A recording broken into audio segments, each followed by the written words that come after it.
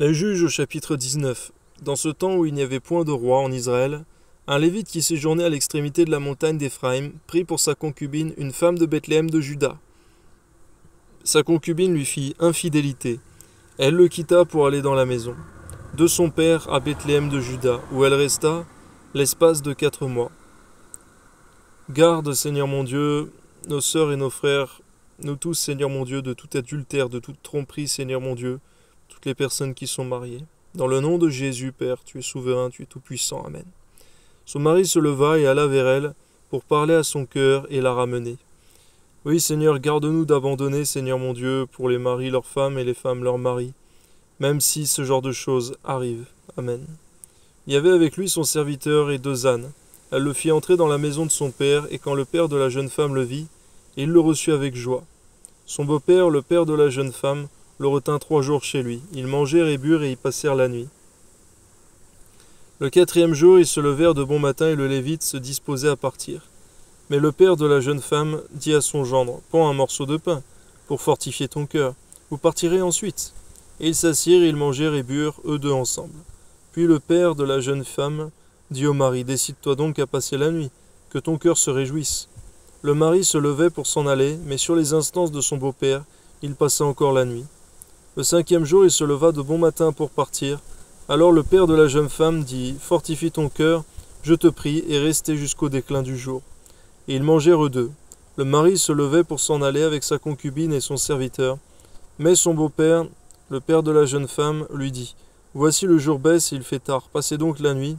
Voici le jour est sur son déclin, passe ici la nuit et que ton cœur se réjouisse. Demain vous vous lèverez de bon matin pour vous mettre en route et tu t'en iras à ta tente. » Le mari ne voulut point passer la nuit. Il se leva et partit. Seigneur, donne-nous la sagesse de pouvoir discerner lorsque, au travers d'un proche parent, Seigneur, tu nous parles, Seigneur mon Dieu, comme pour nous mettre en sécurité, Seigneur. Seigneur, tu nous montres aussi à quel point cet homme aurait dû écouter son beau-père et rester encore la nuit, Seigneur. Ton nom soit béni, Seigneur, car tu préviens d'une manière ou d'une autre, Seigneur. Donne-nous de savoir remarquer lorsque c'est toi qui parles. Amen. Il arriva jusque devant Jébus, qui est Jérusalem, avec les 2 ânes bâtés et avec sa concubine. Lorsqu'ils furent près de Jébus, le jour avait beaucoup baissé.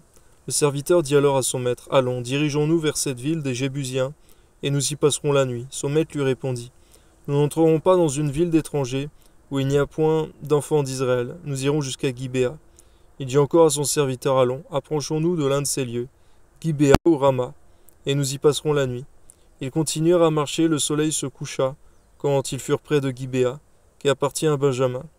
Ils se dirigèrent de ce côté pour aller passer la nuit à Gibéa. Seigneur, même pour les petites choses, Seigneur, de savoir où nous dormons, ce que nous faisons, Seigneur, donne-nous de toujours te consulter. Pour la conséquence qu'il y aura eu pour eux, cause de ne pas avoir consulté l'Éternel. Amen. Le Lévite entra, il s'arrêta sur la place de la ville, il n'y eut personne qui les reçut dans sa maison pour qu'ils y passassent la nuit. Et voici un vieillard revenant le soir de travailler au champ. Cet homme était de la montagne d'Éphraïm, il séjournait à Gibéa. Et les gens du lieu étaient benjamites. Il leva les yeux, il vit le voyageur sur la place de la ville, et le vieillard lui dit, « Où vas-tu, et d'où viens-tu » Il répondit, « Nous allons de Bethléem de Juda jusqu'à l'extrémité de la montagne d'Éphraïm, d'où je suis. J'étais allé à Bethléem de Juda, et je me rends à la maison de l'Éternel. Mais il n'y a personne qui me reçoive dans sa demeure. Nous avons cependant de la paille et du fourrage pour nos ânes. Nous avons aussi du pain et du vin pour moi, pour ta servante et pour le garçon qui est avec tes serviteurs. Il ne nous manque rien. » Le vieillard dit, « Que la paix soit avec toi. Je me charge de tous tes besoins. Tu ne passeras pas la nuit sur la place. » Il les fit entrer dans sa maison et il donna du fourrage aux ânes. Donne-nous une telle hospitalité, Seigneur. Amen. Les voyageurs se lavèrent les pieds, puis ils mangèrent et burent. Pendant qu'ils étaient à se réjouir, voici, les hommes de la ville, gens pervers, entourèrent la maison, frappèrent à la porte et dirent au vieillard, « Maître de la maison, fais sortir l'homme qui est entré chez toi, pour que nous le connaissions. » Le maître de la maison se présenta à eux, leur dit, « Non, mes frères, ne faites pas de mal, je vous prie. Puisque cet homme est entré dans ma maison, ne commettez pas cette infamie. Voici, j'ai une fille vierge et cet homme a une concubine. Je vous les amènerai dehors, vous les déshonorerez et vous leur ferez ce qu'il vous plaira.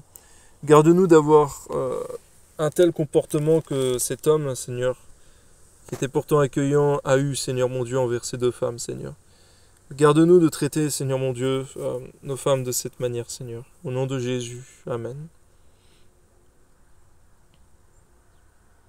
Le maître de la maison, se présentant à eux, leur dit « Non, mes frères, ne faites pas de mal, je vous prie, puisque cet homme est entré dans ma maison, ne commettez pas cette infamie. Voici, j'ai une fille vierge, et cet homme a une concubine. Je vous les amènerai dehors, vous les déshonorerez, vous leur ferez ce qui vous plaira. Mais ne commettez pas sur cet homme une action aussi infâme. » Ces gens ne voulurent point l'écouter. Alors l'homme prit sa concubine et le leur amena dehors. Oh Seigneur, garde-nous de cela, Seigneur. Ils la connurent et ils abusèrent d'elle toute la nuit jusqu'au matin. Puis ils la renvoyèrent au lever de l'aurore. Vers le matin, cette femme alla tomber à l'entrée de la maison de l'homme chez qui était son mari. Et elle resta là jusqu'au jour. Et le matin, son mari se leva, ouvrit la porte de la maison et sortit pour continuer son chemin. Mais voici la femme, sa concubine, était étendue à l'entrée de la maison, les mains sur le seuil, et lui dit « Lève-toi, et allons-nous-en ». Elle ne répondit pas. Alors le mari la mit sur un âne et partit pour aller dans sa demeure. Arrivé chez lui, il prit un couteau, saisit sa concubine et la coupa membre par membre en 12 morceaux qu'il envoya dans tout le territoire d'Israël. Tous ceux qui virent cela dirent « Jamais rien de pareil n'est arrivé et ne s'est vu depuis que les enfants d'Israël sont montés du pays d'Égypte. Jusqu'à ce jour, prenez la chose à cœur, consultez-vous et parlez. » Seigneur, lorsqu'un scandale se commet, garde-nous d'ébruiter la chose d'une telle manière, Seigneur mon Dieu, de manière à hériter tout un peuple, Seigneur, et de créer querelle, tribu contre tribu, mais que plutôt cela soit jugé d'une manière